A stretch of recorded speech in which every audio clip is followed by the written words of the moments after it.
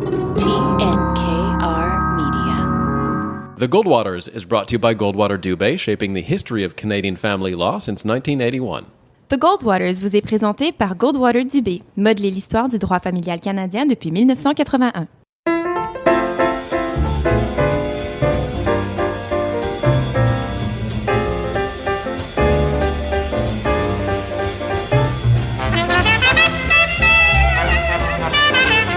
So today we'll be speaking with Phillip J. Fournier. He's a physics professor at a CEGEP, a junior college here in Montreal, and he's a poll aggregator. He has a website called QC125.com, Quebec125.com, and he takes all of these polls and makes predictions. And he is someone who is not loved by the polling industry, although perhaps in France, maybe trusting someone like Philippe will give you a more accurate, closer portrayal of what the electorate wants than just any individual poll. Well, let's see it. The proof of the pudding is in the eating, right? After all, if he aggregates a bunch of garbage, garbage in, garbage out, then it's like you just have a bigger mass of garbage, right? All right, let's see what his methodology is on the Goldwaters. Polls play a large part in how we talk about politics. They set the agenda for political discussion, measure the horse race. And some say polls can be bad for democracy, and they take too much focus away from policy. On the other hand, polling is one method. We have to look at a snapshot in time and judge the public mood. So, Philippe, with all the, recently there's been a lot of negative talk about polling in the news, and it's just, there's poll after poll after poll being presented. But before we get into any of the negatives, what have polls actually brought us in terms of, just in general, in terms of politics? Why do we do these? You mean a scientific measure of public opinion, right? Because that's what a poll is. If it's done right, this is a way to ask for a second opinion. Politicians all the time are on the field all the time, hiring polling firms to do polls for them, and basically not only the horse race, but just getting a second opinion from the public. So if polls are done wrongly, like anything else, they can be a really bad influence. But scientific polls that are done rightly with the right weighting, a good sample size of the population, I think can be a very instructive measure of public opinion. So those who don't like polls often, in my personal experience, know nothing about polls. Right? And they know nothing about polling or think, the polling is basically biased and is a way to influence the electorate. I do not believe that, and that is based on several university research that has been done in sociology and political science over the years that show that polls don't really influence. Have you ever heard someone say, I saw this poll, so I decided to vote for this party? Doesn't happen a lot. Maybe a little bit. Well, then let me ask you something. So, Philippe, sell this to me. Sell this scientific representation. So what good have polls actually done? Can you give me a tangible example of where politicians, let's say, have taken the public pulse and had a really good poll and that this has had a positive impact? It's knowledge. It's there. It's like studying nature. I'm an astrophysicist. What is it good for? Why do we study stars and study planets and study stellar atmospheres? It's meaningless in the grand scheme of things, like everything else, basically. But what good are polls? It's like it's studying society. And so if some people do not like polls, again, maybe they don't realize that it's just studying society. So I want to fight with you, Philippe. Oh.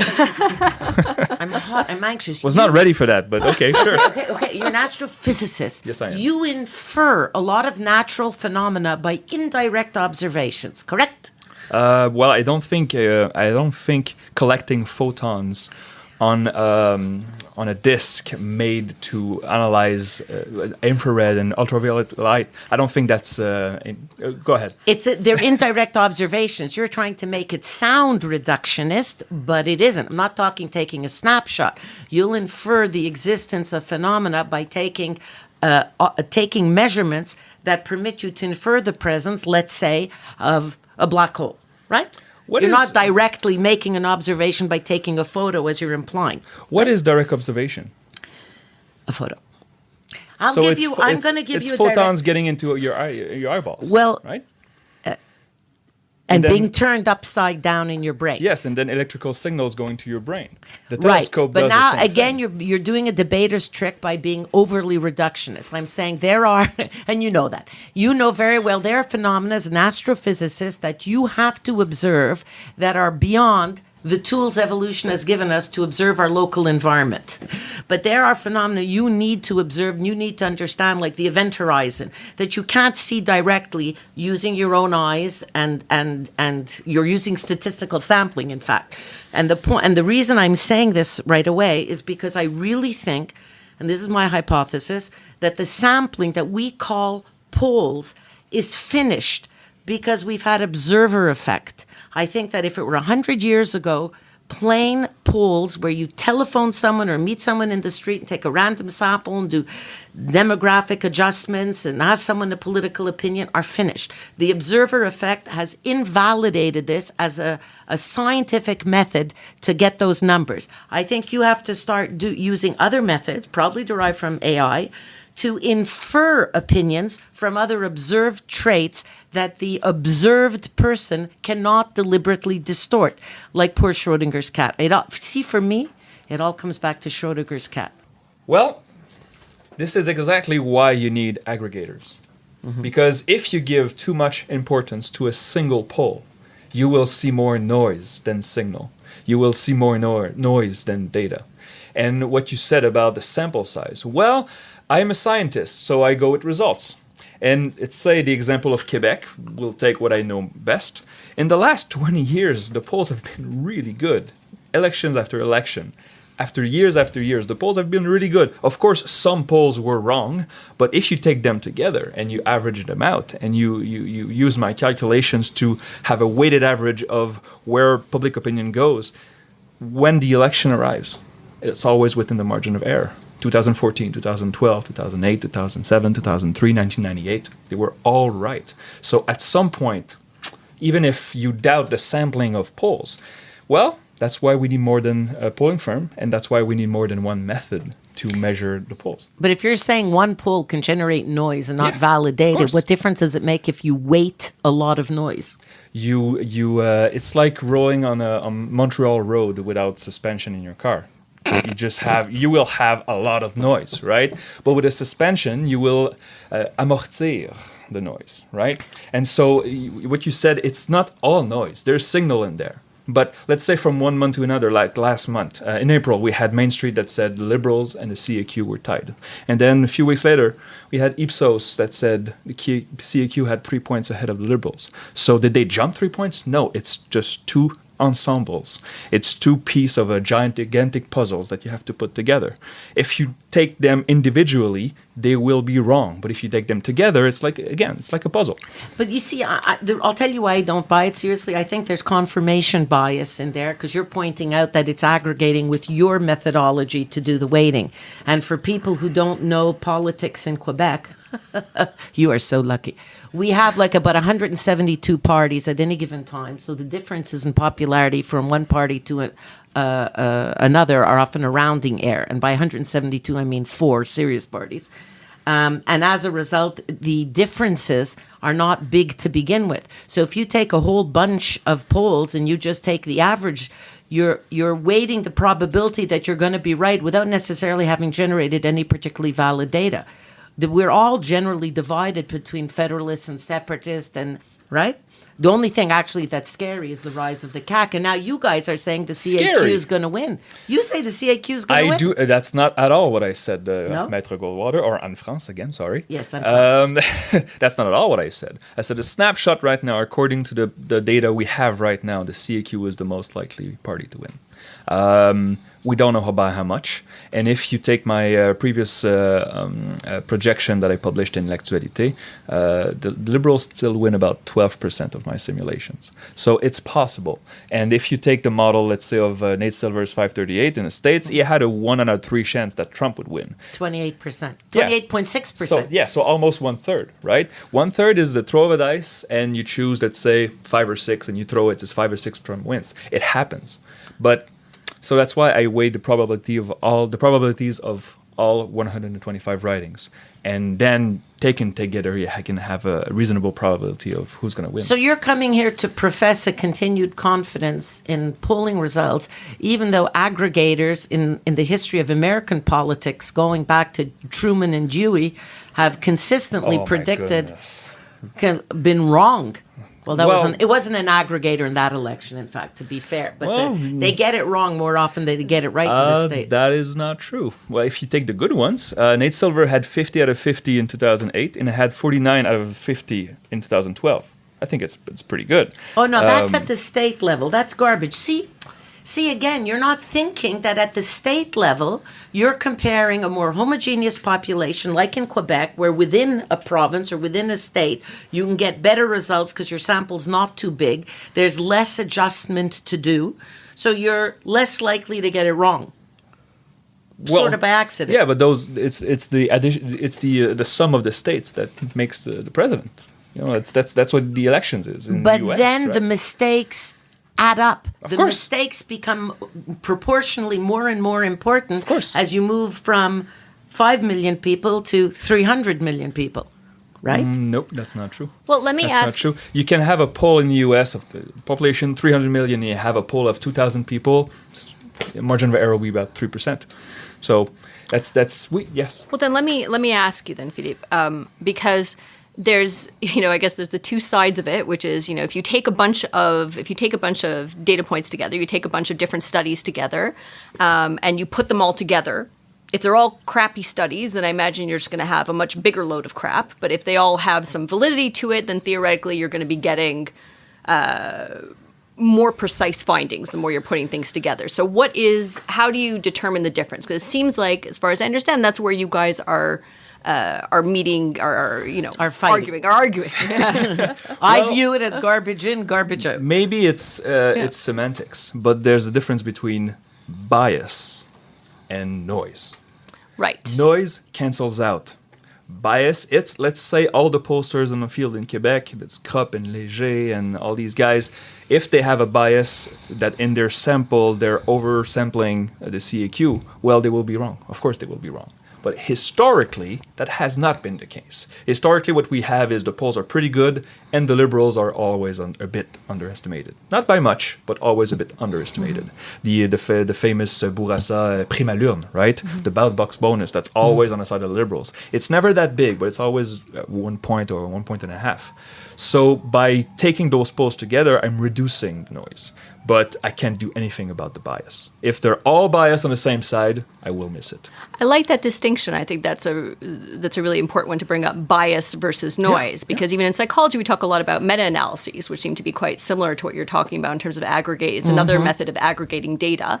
And if you have a meta-analysis, essentially, is just you take a bunch of studies of a given phenomenon and you have some criteria in terms of what makes them valid. You put them all together and then you determine how big the real effect is and if it actually exists or not. And the thought is, and let's go with that if these are valid studies, that any one may not be, maybe, let's say, statistically non-significant, but if you put them all together, then you can start to wash out some of the noise and see what's actually there.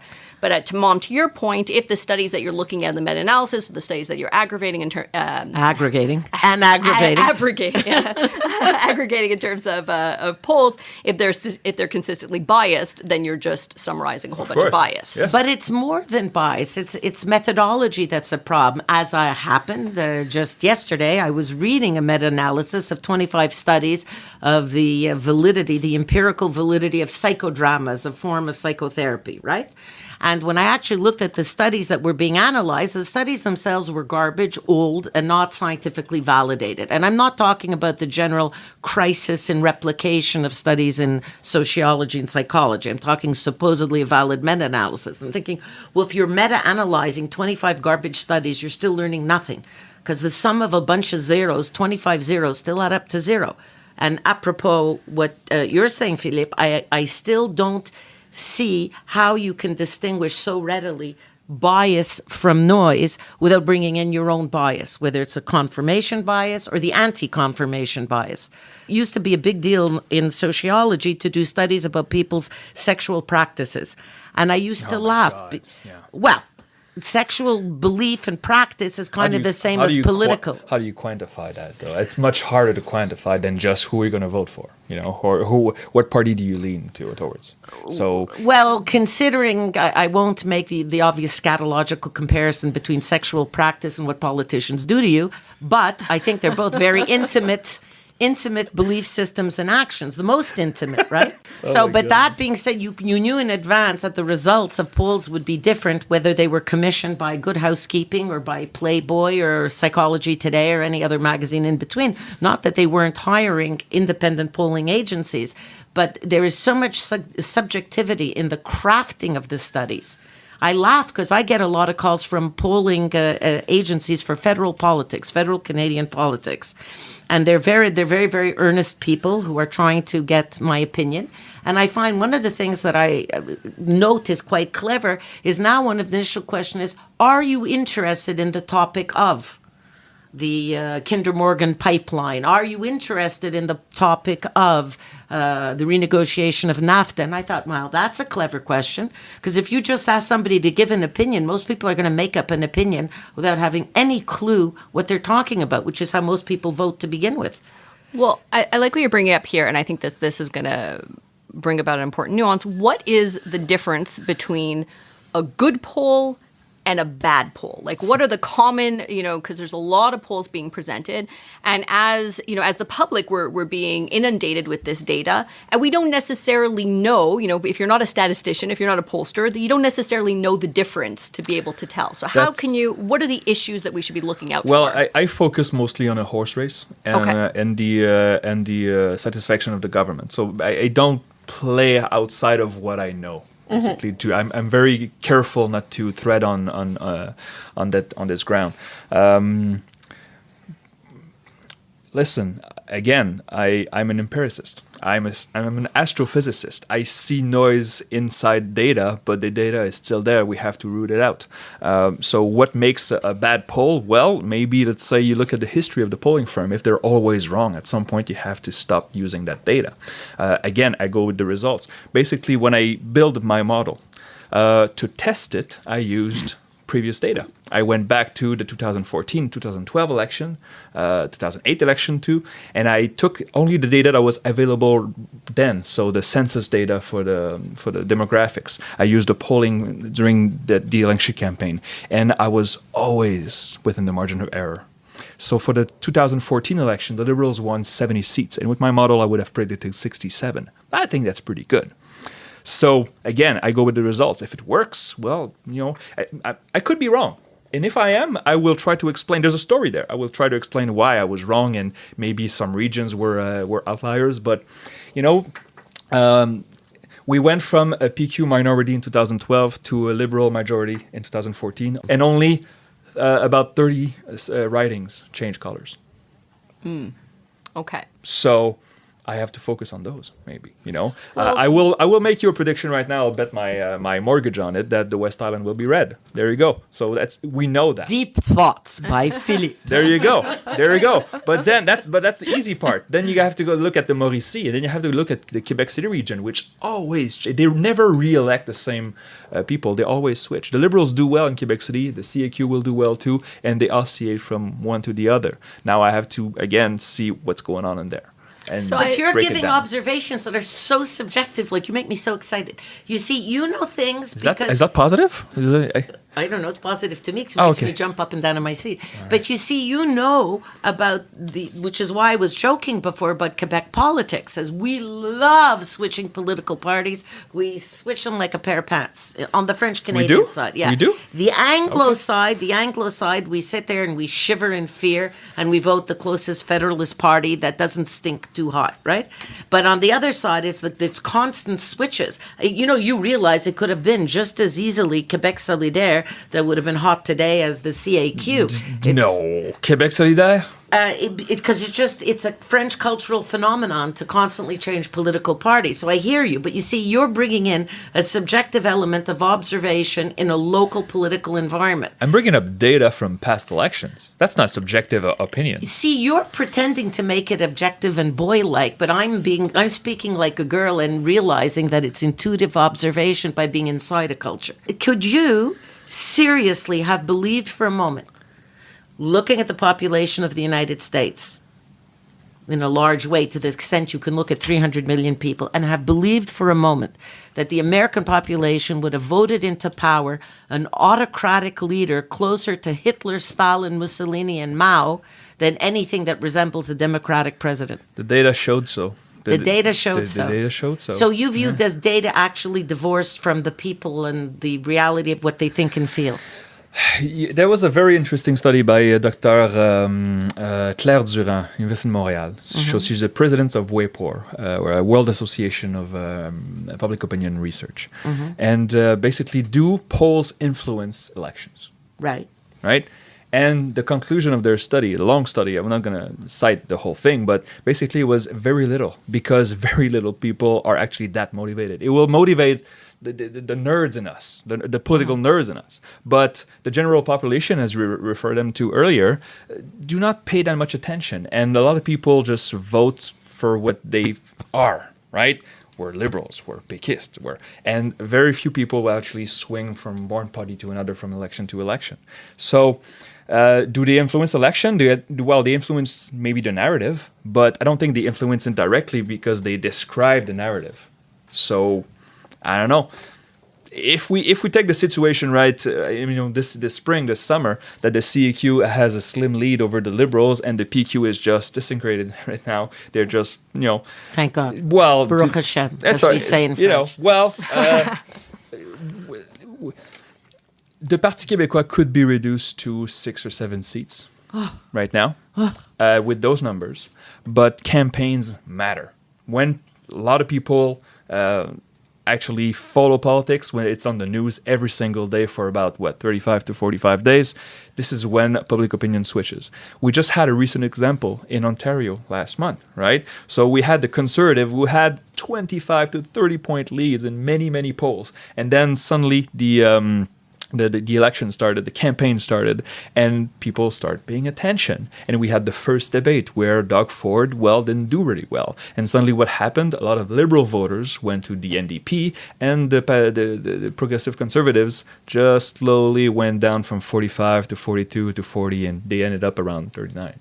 So but outside of campaigns, numbers don't change that much because people don't pay attention. Look, it sounds counterintuitive, and that's okay, because science teaches us many things that we thought were counterintuitive and turned out to be okay. But you cannot tell me that it had no impact in the United States, the proliferation of polls that assured us that Hillary Clinton would win, notwithstanding her personal unpopularity, but that she would win. And I firmly believe it discouraged many people from going out and voting because they thought it was a sure thing. I think when you feel you're the underdog, you make a greater effort to go out and vote. That's not the polls' fault.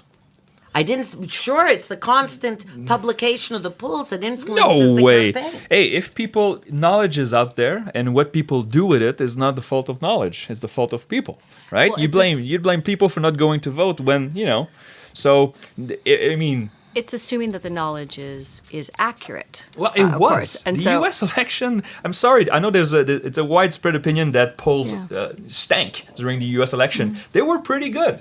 They were pretty good. Yeah, but you can't exculpate the pollsters. You cannot fail to consider what that knowledge can create. If you remember, the publishers of the writers of the book, the authors of the book, The Bell Curve, were pilloried forever after by sociologists by talking about difference in academic results and IQ between different racial groups in the United States without taking into consideration the huge harm that could be caused. And we recently obtained, on a very confidential basis, I won't say from whom, database information from a major, I have to say it without identifying them, employment software database company, about how to analyze prospective employees. And in this very confidential information they don't give out, and we signed an NDA, a non-disclosure agreement, they talk about how different racial and cultural groups perform differently on job interviews and job testing, which often measure IQ, or G, at least general intelligence. So some knowledge can be very toxic. And you have to consider that. I find your whitewashing poll results good or bad. If you're asking me to defend all polls, I won't do it because it's not what I do, and I agree. If you're asking me if there are garbage polls out there, of course there are, right? But political horse races are much easier to pin down. It's much easier to quantify, and since there are, in Quebec at least, not a lot of firms, maybe 4 or 5 firms, we can weed out the bad ones. A polling firm that has consistently bad results will lose a lot of money. Like who? Well, they don't exist anymore, right? Oh, okay. Exactly. But that's why polling firms are on the field measuring public opinion for newspapers that don't really pay much for the polls. It's because that if, let's say, they pin it down to the percentage point, well, then they will maybe get contracts from private companies. It's always it's a way to have a free publicity, basically. So it's not free, but it's out there. And let's say Main Street research is trying to gain ground in Quebec. It's doing really well in English Canada. And last year they decided they were going to try to gain the Quebec electorate, and they did telephone polls, good old fashioned telephone polls, right?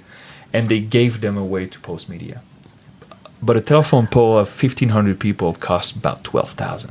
So why would they spend that much money? Well, they spend that much money to have their name printed in a newspaper and people talk about it on the radio all day. And those polls showed pretty much the same tendencies as Léger. And now they switched back to IVR, which automated calls, basically. It's much more, it's much less expensive now. But I'm glad to have a second source because otherwise Léger would have basically the field for itself. And the differences between the polling firms are interesting too. Some have a few. There's a house effect, we call it. Some are a little more liberal, a little more pickiest. And, it's not intentional, but it's out there, and that's why you need sites like mine. So what you said earlier about the American election, there were garbage polls, of course, but if you take them together and you average them out, and you grade the agencies and you grade the polling method, well, you can have interesting results. So again, just to go back to that election, Miss Clinton won the popular vote by 2.8 million votes. And that was pretty much what the national polls in the U.S. said.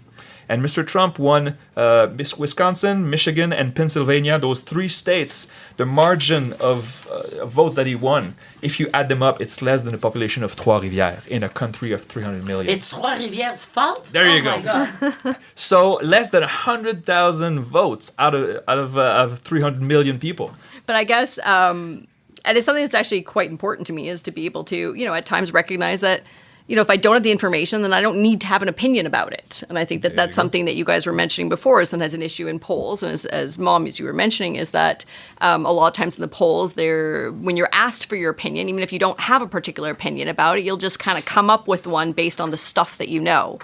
And a general desire to be socially pleasing and not to appear stupid. I think a lot of people answer polls that way, and they pretend to care. That's why automated calls usually have better results in there, because people are less afraid to tell their opinion to beep a machine instead of to a live human being at the other end of the line. So automated calls did really well with Trump versus Clinton. And I like, Philippe, where you're going with this is that it's just to leave it as, the data will speak for itself. And so if it's accurate, it's accurate. There you go. Okay, great. If it's not, okay, do something else or find some other data sources. And that putting, a bunch of different polls together is going to give potentially more valid results than taking any one of them individually. But let's go beyond politics at a certain point here. So we now have access to oceans and streams of data, and everything's being measured in real time and available in almost an instant. Big data is definitely here to stay. But what does that mean? Like, are statistics and big data the way forward in terms of better policy making? Because for now we're using polls, and Mom, you're mentioning a lot of potential issues with that. And so where's the future? Can we take out your crystal ball? Big data is here; it's just increasing. How do we use that going forward? Well, there are market researchers for anything, for orange juice, for telephones, for vacations, for airlines, right? And so again, to ask the public their opinion and to try to quantify it to improve services and products, I think can only be good. but you're also giving away maybe private information, and so maybe the age of secrecy is over because of that. But you know, you go ahead. Yeah, of course, the age of secrecy is over, and that's absolutely fine, because I don't know how you're giving away anything real about your private life when you're a single datum in a database that may contain 100 million people, 500 million people, 1 billion people, if you look at the size of Facebook's clientele. But of course, it's the era of big data, but I'm hoping this is going to bring, because there's neutral observers being computers. Computers are not neutral observers. They do what we tell them to do. They do it, yeah, but we can instruct them to find correlations, not causation, but correlations between different data points. Like the whole notion, for instance, that if you take a large enough sample of white human faces, I think we're taken from a dating site, you can predict whether the person is gay or straight, or the computer can do it, with absolute neutrality, because the computer doesn't care. The computer attaches no value judgment. The computer's not interested in having sex with any of the faces or Have the you, bodies. have you asked the computer? For now. Yeah, for There now. we go. That's coming soon. Yes, we think of the Pun- movie pun intended. AI. Yeah, Pun pun intended. And and it would appear that these computers have better gaydar than I do, because in fact humans, despite their beliefs that they can, while cruising someone in a bar, figure out whether they're approaching someone gay or straight, and do it well. The truth is we can do it barely better than chance, so we often hit on people of the wrong sexual persuasion, sometimes the wrong sex, in fact, whereas computers get it straight, but they're observing all kinds of strange data points that we wouldn't think of observing: jaw size, nose size. We could if we had the time, but that's the same reason why a human being will never ever win at chess ever again against a computer. It's never going to happen ever again, because a computer can predict a chess move like 25 moves ahead, and that kind of calculations would take more than a lifetime for a human being. So if and we can't hold, even if we could conceive of them, we couldn't hold them all in our head at once. But that machine that recognizes gay faces or straight faces was programmed by humans. So we can tell the computer, try this and try that. But the computing itself. But isn't that the whole point of AI, which is that you take the database, you say what you know about the database, because remember, these are people who self-identified as gay or straight, right. And then you instruct the computer to observe, so to speak, without consciousness, without sentience. Without context. And without context, but knowing the data are valid according to the self-report of the person, to look, to observe at everything: ear size, eye color, whether the person's wearing a tie or a necklace, and put that all together. And with a large enough database, you start finding correlations. Again, they have nothing to do with causation, and there's no moral judgment. But they can start saying, might come up with observations, as they did, for example, that people wearing baseball caps are more likely to be gay than straight in both sexes. Which tells you still have to. But to Philippe's point is that there's still a human that is developing that AI software and that is determining what relationships to look at. So even in the study that you're referencing now, in terms of identifying a sexual orientation based on faces, based on this dating site, there's a lot of assumptions that are put in there already by the humans. The humans that actually looked at this relationship. If you look at actually the dating sites, people did not actually identify as gay or straight. It was just who they were looking to shtup. And so even when you're now quoting the findings, the people in that study, in that site, when they were looking at the actual subjects in there, they didn't identify as gay or straight. They just said who they were interested in being amorous with. Identity is also different than behavior, and there's a whole bunch of social science research delving into that.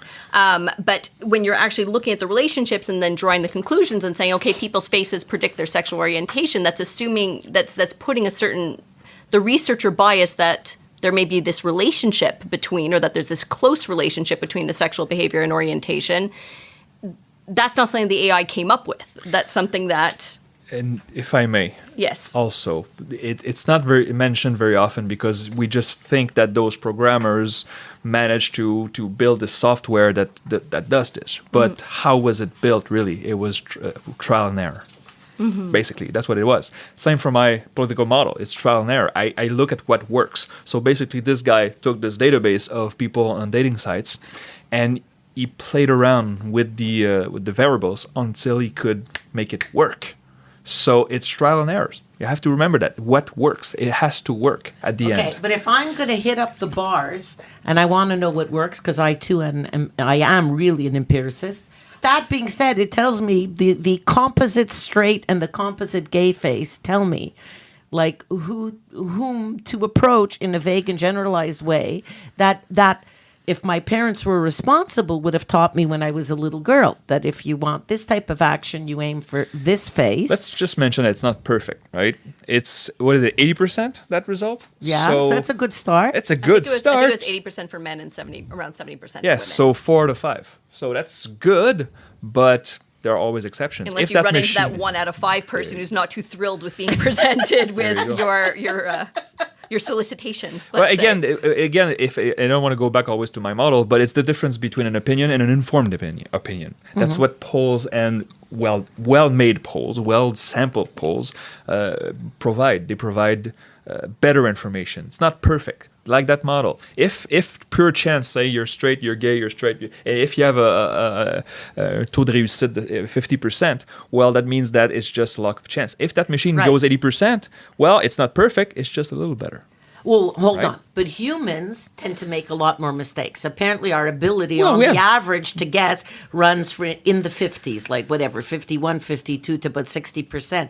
Once it's 80%, saying, damn, I can develop a dating strategy based on these data in a non-harmful way. What was more worrisome, however, is when people start using other more, because we're still talking about something pleasant and benign, which is, after all, we're talking about assortative mating and whom we're going to approach. Spooch. But Stuff, yeah. Who you want to stuff? God, you've learned something so good. I'm so impressed, and it's And is that a swear word though? Can we say that in front of my parents? You can say your stuff parents in front of your parents. You know, that's how you were born. You kind of resemble. It's not derogatory. Face, it's not a swear. It's not derogatory. Although then again, everything in Yiddish is a little bit, colorful. So, but becomes more worrisome when you find that, for instance, that Facebook's ad buying system had enabled advertisers who are paying them to target advertising messages at people with interests such as how to burn Jews and why Jews ruin the world. I was trying to figure what flamethrowers, concentration camp builders. You didn't know that we're flame retardant? So obviously can be used for evil, as can any data. That I agree with you is not the fault of the data. Yeah, I know. But although it does indicate that for the aggregators of super big data like Facebook and other social media, there might be an argument to be made for a certain degree of government regulation, because they do possess pernicious knowledge that permits evil to be propagated. Well, splitting the atom really helped us as humans, but it also created the atomic bomb, right? So it's what we do with it. It's what we do with the knowledge. Right, and that's the problem. You see, I'm of the school of thought that I believe you can never prevent the knowledge from existing and being amassed. And I do agree with you that it depends on the good you choose to do with the knowledge that you're creating. Like, I always thought when I was reading the bell curve that it could be useful to know that there are populations that have different academic performance, so that governments could target educational programs to help disadvantaged communities without judgment. But of course, that's never what happens. People will often use big data from big samples, because the bell curve was reporting on a huge longitudinal study that had a tremendous sample size, in order to cause harm, in order to judge different communities by academic performance, and that's evil. It's terrible. But you see, if you'll forgive me, Samantha, I have to come back to the one thing. How can we prevent democracy from being perverted and twisted as it is, so that evil people have better access to data that permits them to twist the will of the people? and permits autocratic leaders to come into power, as opposed to people who actually And I guess believe the that's it. values So of democracy. let's go back to, Philippe, your original distinction between noise and bias. Yeah. And so there's plenty of, of course, all the polls that you're using are not at all biased. There's just a bit of noise in there, and you wash that out, and everything comes out squeaky clean. But we know that there's other bad people that have biased polls and have certain interests in terms of presenting them. So let's say I wouldn't put, not to name names, I wouldn't put too much weight on a Fox News poll, let's say, of what the current political climate is. And so what do you do to, to mitigate for that, to mitigate for people that are using, and especially as the public, because when you see numbers, it seems valid. When we look at something and we see percentage points and we see a research study was done, then it adds and a certain... a graph, especially a graph. Oh, yeah, graphs are great. Interactive graphs too, much better. Yeah. And they don't know how to read graphs. Yeah. People cannot read graphs to save their lives. They all went through high Don't school. forget that I'm also a teacher, right? So that's one of my objectives as when I started Quebec 125 was to teach how to read polls. So I'm trying to make it a little better. So let me ask you that in terms of reading polls and identifying bias. So if I'm watching the news and I see a poll is being presented, and if, let's say, there's some intent to switch my, to change my mind, to influence my vote based on the people that are being polled and the method that's being used, how do I know that? How can I distinguish that when I'm watching it? How can I not fall victim to being manipulated in this way? Well, you can't be 100% sure. But as I said earlier, you could look at the history of the polling firm. If okay, I'll name names. Okay, we can do that here. Oh, I love names. I love names. Give her. Forum Research. Mm-hmm. Forum Research in Toronto. Basically, they're not a partner of yours, right? No. They publish polls that are completely out of whack compared to the other pollsters. And so this sentence alone could say, well, maybe we're right and they're wrong. But basically the pattern is always the same. Their polls just capture the headlines because they're always outliers. And we don't take them seriously. And then the very last poll, just the day before the election or 2 days before the election, they will publish a poll that will actually look exactly like their competitors. And so that poll will just what we call herding, what we call all the polls converging to a single point when we get to the election. They always do that.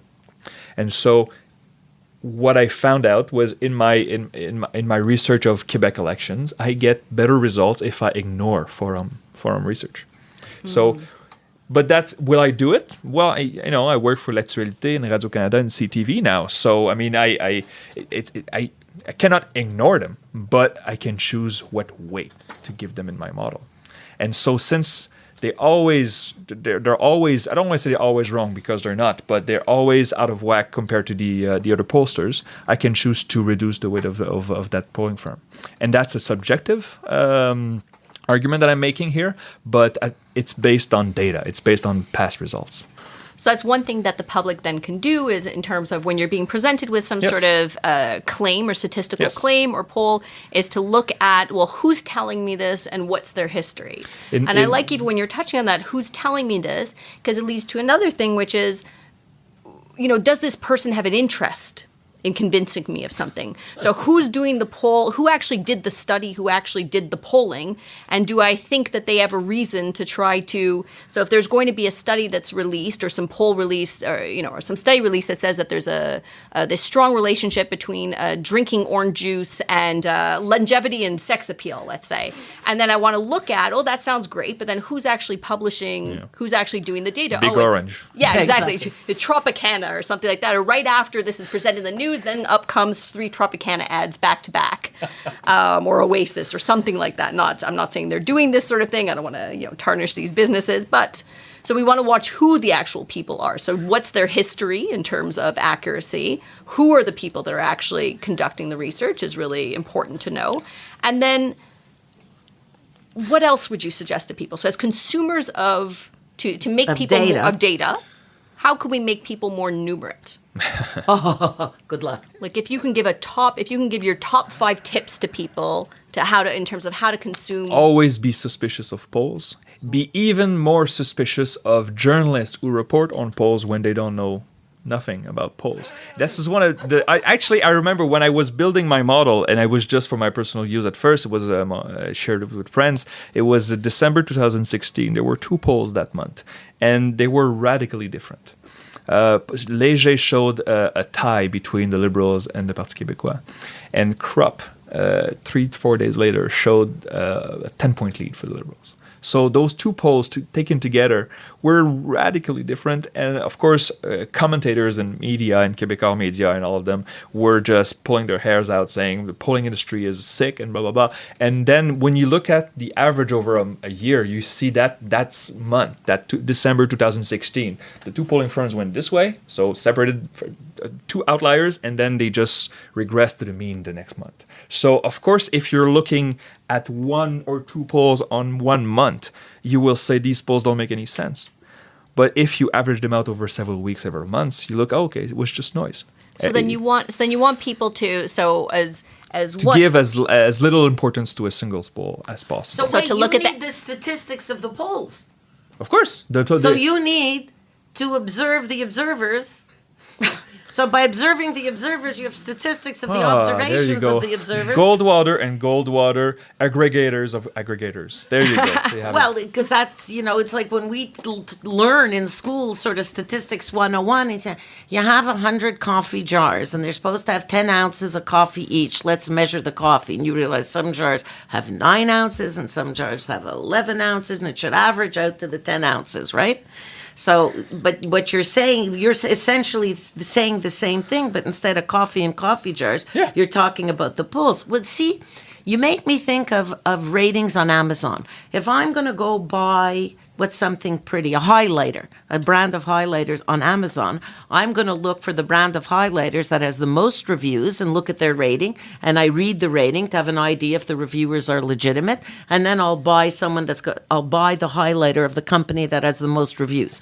Why would a federal government agency, never Quebec, the federal government agency, shouldn't it have a permanent department wherein it reports in a publicly available website the track record of the different polling firms? So if you happen to be reading Le Presse or Le Devoir, and you sit and you read and you say, Léger has announced a new poll, you can scoot over and look at your government website and see, well, what is Léger's track records? Otherwise, we have no way of measuring it. Government website. You look at my website. That's exactly what I do. What you just described. This is exactly what I do. If you go on Quebec125.com, I list all the polls, and I aggregate and I keep track of all their polling reports, because a poll without a report, I don't use them.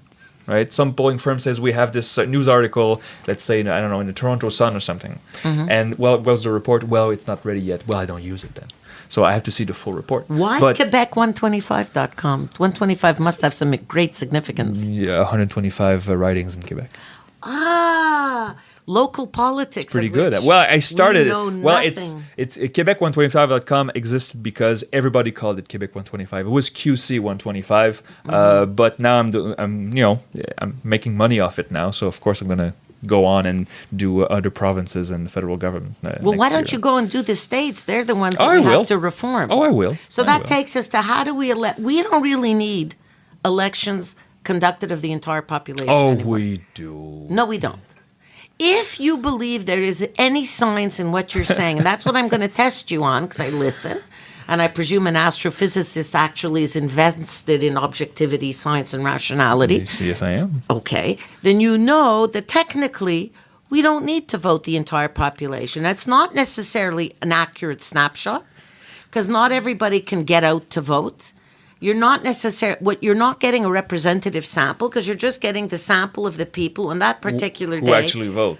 Who remember, who are able to go. If there's no snowstorm that day, if it's not 35 degrees outside, Celsius, not Fahrenheit. Yeah. For American listeners, right? And it's as we say, you have to aggregate all the factors that prevent people from voting, because nowadays fewer and fewer people vote to begin with. So you're getting a very skewed sample of the electorate. You're not getting a fair sample. Very skewed sample. You have to be careful with semantics here. Last Quebec election, 71% of eligible adults voted. 71% of the population. That's not a skewed sample. That's pretty big. But that being said, what would be a more valid way, thinking of our poor neighbors to the south, and in all fairness to them, they're suffering. They're suffering, and it's suffering that's being spread and being inflicted on people in Canada, on babies in Mexico. You know, it's suffering that's spreading all over the world. If you believe in the objectivity and the rationality of what you're doing, what would you propose would be a better methodology? If we still believe in democracy, and maybe we shouldn't, because they don't get 71% of the population out, and that would give us a more representative sample so that you don't have just the haters coming out to vote. Like we see on social media, it's the most aggressive, volatile people who actually come out and make their presence felt on social media. They go after me too. Don't. Yeah, I know. Listen, 15 minutes ago you were saying, you were denouncing and how the U.S. now got a autocratic leader, right? Well, now you're questioning whether we need to vote. There's a contradiction here. No, it's the methodology of the execution of democratic values. I would love to be able to vote with my phone. But then not everybody has this. Not everybody has access to a phone. You really think not every... How many cell phones are on the earth now? Out of a population, 7 billion? Well, I think voting on the phone would be great, assuming that you can't, assuming you don't hack it. People would hack it, yeah, of course. Which would be so the bigger issue. It's really hard to hack a piece of paper which you put a cross in it, right? That's why we still keep this method of counting votes. That's one of the jokes I've read about, that one of the best ways to keep your password is actually on a piece of paper, like in your wallet or in your desk or something like that, because every other way it could be hacked or stolen. True. The best way to I think our democracy is not as bad as you claim it to be. I think 70% of people voted in Quebec, and in the federal government, I think it was 68 to 69%. So I mean, about a third of the population doesn't vote, and I guess it's their choice for most of them. That's too bad. I wish more people voted. So then I think that that's, I think we touched on some really important points, that there's, that polling and collecting data can give us some valuable, just a snapshot or a reasonable predictor in terms of where things are going politically. And that there's obviously certain limitations to that to watch out for. And I think, some of the important things that as consumers of data and of statistics is to be able to look for, okay, who is communicating this, so do I think that the agency has a vested interest or not in terms of who's conducting the polling? What's their track record? And of course, to go and to weight kind of bigger studies or aggregate studies or aggregate polls more strongly, especially anything that's from Quebec125.com. Does that more or less sum up where we're at? Yes, I think so. There was a point that I'd like to add. Sure. Some people say, well, we should get rid of political polling, especially during a campaign. You've heard this before, I'm sure, right? Especially in Canada, where we actually have limitations. Because the closer you are to the election date, there's supposed to be a news blackout, in the last 24 hours? Well, yeah, 24 hours, that's right. But so again, I'm going to quote Dr. Durand of Université de Montréal, because she told me the story of in Tunisia, there was a few years ago an election, and the government forbid polls during the campaign. It was about maybe a 2-month campaign. And basically what happened? The polls still occurred. And we could not differentiate between legitimate polls and garbage numbers that were spewed out by partisans. And so we had no way of verifying or taking into account which were the real numbers and which were the false numbers. And so now those polling firms in Canada and Quebec, they have to publish a full report with their polls, and they have to do it in a time frame that's set by the government. So 24 hours before. And so once their final numbers are in, let's say they're 10 points off the mark, they will lose money. They will lose credibility. They will lose a part of their reputation. So that's big. There's a price to pay if you poll and you're wrong. And that's okay, but that's the Canadian solution. That's the pretty Canadian good, I think. solution is to have a degree of government regulation. Yes, to try very small. a small degree, but enough to give some tools to the population to be able to gauge the legitimacy of the poll, which was Samantha's question to begin with. Yes. And now, when you say on your site, for instance, you give the track records of the polling agencies, do you also disclose their vested interest, for instance, the sponsors of different polls? Yes. Well, they have to. They have to publish it. So if they have to publish who paid for the polls.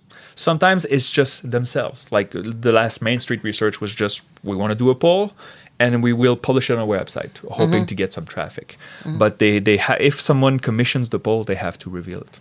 Now, if your methodology is so good and you're able to craft criteria to decide your sample size and how are you going to have representativity in your sample, and, like Samantha, you had when you were doing your study for your doctorate, you had to be sure you had a certain representativity in the sample that you were selecting, and there's a lot of methodology and science behind that.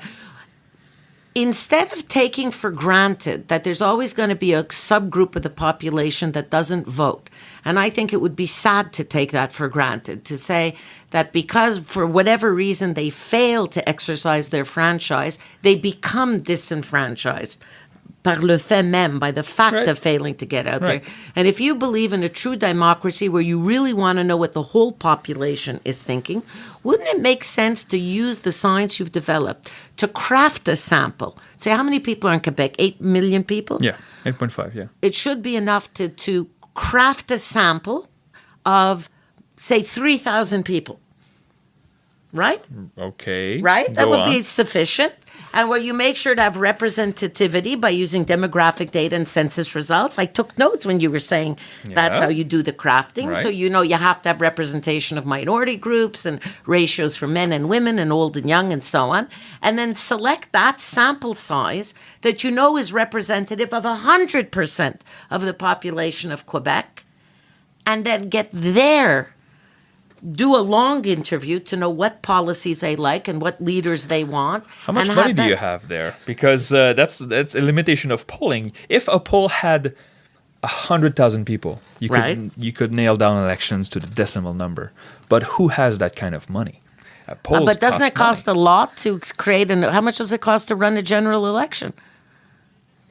The cost of democracy, you mean? Yeah, the cost of democracy. It's still saying that 8 million fools can make just as bad a choice as one fool. So it doesn't mean we like it because we do it. Doesn't mean there's a lot of science behind it. I was following you there. I just didn't know where you were going. I just want to say, why would we subject 8 million people to a general election with all the dangers of hacking, with the recognition that maybe 3 million out of 8 million people aren't going to vote to begin with, and instead just say we're going to take a sample of 3,000 people with representativity and sit down with them, even with individual interviews if you have to. And set our government according to the 3,000 people? Scientifically just as valid. Nope, because, but there's uncertainty.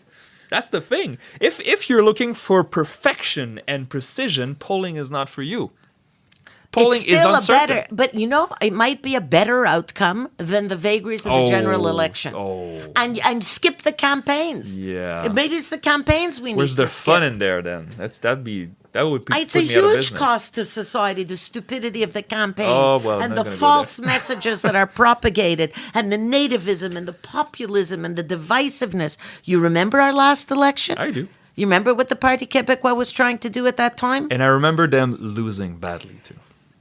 Yeah, it's not the party of René Lévesque, that's for sure. And I remember also a year later, Stephen Harper going for the same campaign of going after, Muslim veiled women and stuff like that during the immigration. It wasn't a winning recipe. The PQ tried it, they lost, and then the Conservatives tried it and they lost. So, good. But the CAQ is trying it, and they might get in. Well, that's the difference. The it's not always logical. The campaign hasn't started.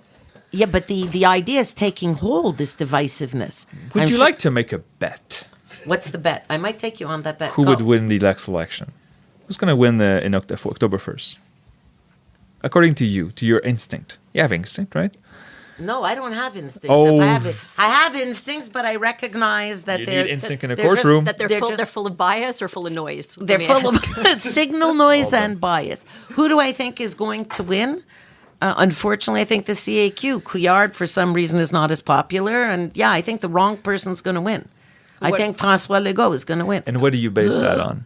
What do you base that on? Polls. Well, let me You ask, caught me. based on He actual. got me. Oh my God! I just lost this debate. My work is done here. It was fun to meet you all. Thank you. Yeah, Philippe, seriously, thank you so much for the discussion today. And well, you know what? And we'll just see what the results are. We'll see, Mom, if you're, if your aggregate opinion based on the polls, if your opinion based on the aggregation of the polls is actually accurate. And of course, we'll check out Quebec125.com to see if Philippe makes a better prediction. By then, yeah. Thank you so much. My pleasure. Thank you for the invitation. Thank C'était you. un plaisir. It seemed like Philippe convinced you at the end there that there is some validity to political polling. Well, clearly he's done his homework, and he is relying on other independent studies that indicate that the reporting of polling does not, in fact, change people's individual polling intentions. In fact, that people vote for the character that they like the best, and that's it, and very little sways them. And in fact, the only thing that really appears to sway public opinion is energetic and persuasive campaigning, which is quite different from what we might have expected, which is the fact of listening to poll results might affect your perception of whether your favorite candidate is a winner or a loser. You know, people tend to flock to the one they perceive to be the winner. So that was certainly an important element. And in addition, he made it very clear that he applies intellectual rigor to the development of his sampling and his methodology. And I don't want to make it sound like because I have a background in math, I was impressed. But yeah, I do have a background in math. In fact, I started a master's in math, and math and computer science have always been my favorite subjects. Don't ask me why I became a lawyer. I see myself more appropriately in the halls of academia than in courtroom corridors, but, you know, that's life. But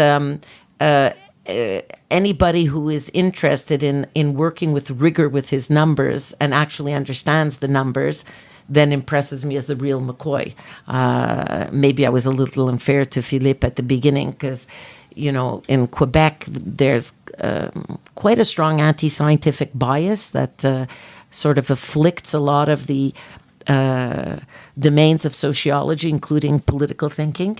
And I wondered, and let's say I was testing whether I was just running into some local yokel who was just trying to make use of data, whether he understood it or not, for the sake of his own political or economic gain. And he certainly corrected this false impression quite rapidly. And I was very pleased he was able to hold his own, because not everybody can when I start cross-examining.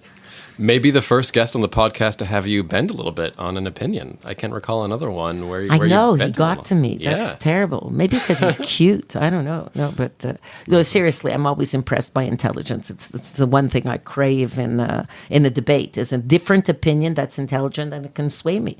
And, you know, there are some very nice judges out there who'll say that. They will say at the beginning of an argument by a lawyer, say, listen, you know, I'm looking at the facts. Convince me, Metro Goldwater, that your way of looking at the facts is valid and I should run with it. And those are the judges I love the best, the ones who come in with an open mind, and they may have an impression because they've now heard evidence and they want to hear how I reason it out. So this was that type of guy, the type of guy who is ready to reason out and explain his methodology and how he approaches putting it together, the data, and validating or invalidating what he's studying. So it seems to him to be a passion project more than just a job. So how to help us make sense of data and of polling, do you have a further reading recommendation? I have an absolutely mandatory book that is hugely inexpensive, and it's a book called Innumeracy, Mathematical Illiteracy and Its Consequences. It's a book written by John Allen Paulus, Paulos, and it costs in hardcover, all of $25, and you can probably buy it in paperback for under $10. And it's organized into a number of very easy to read chapters that teach you to think more critically anytime you hear percentages or numbers or you see a graph in the newspaper, so you can understand how partisan thinkers can manipulate you with numbers and statistics. Statistics are hugely important. They're the foundation of our understanding of the world around us. But unless you understand what the numbers mean and how they're being presented to you, they can also be used to manipulate your thinking and distract you from the truth instead of leading you to the truth. So a super easy to read book. It's so entertaining. You're going to laugh at me. I bought it twice. Thanks, Anne France. You're welcome.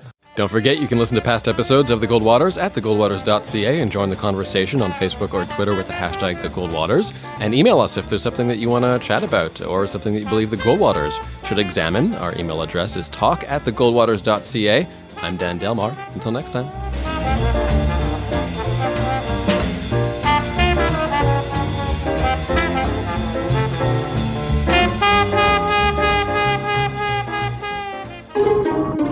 This has been a production of TNKR Media. Good talk.